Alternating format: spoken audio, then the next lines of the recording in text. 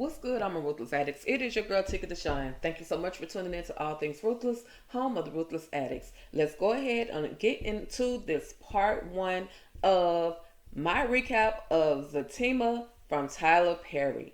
Y'all, poor Zach. He had two indecent proposals. One of them, he didn't even know what was going on.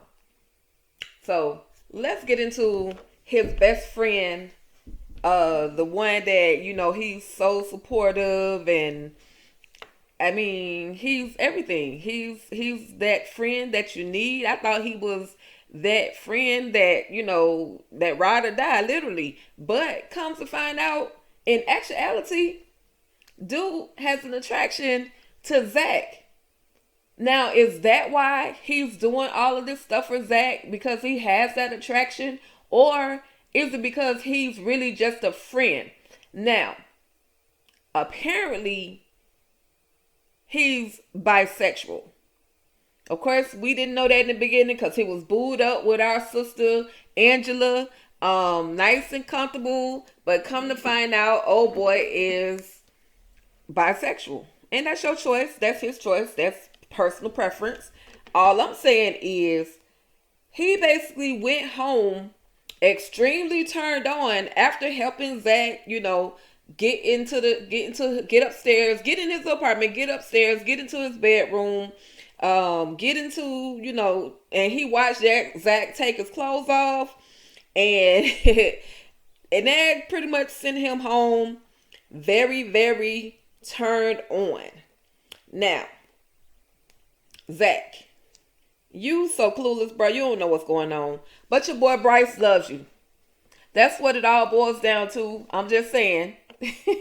So anyway, that's part one. That's a portion of finding out that basically Zach or Bryce is attracted to Zach. Now, his second indecent proposal was his hood rat brother.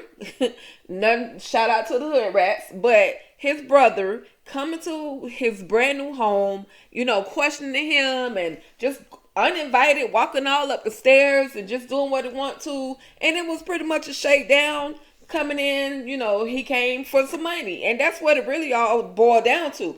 So apparently, back in the day, Zach and his brother ended up getting into some trouble. I guess they were selling drugs, which led Zach's brother to get 10 years in prison, and Zach only got 3.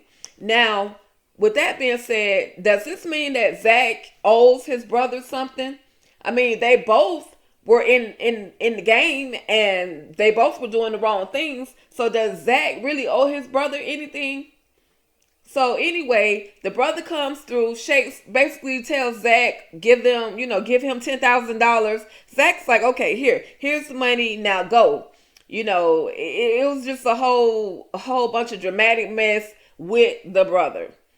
Anyway, he gets the money. Of course, Fatima comes back home, and the brother sees Fatima, and it's like, oh, she's sexy, And Zach is like, bruh, it's time for you to go.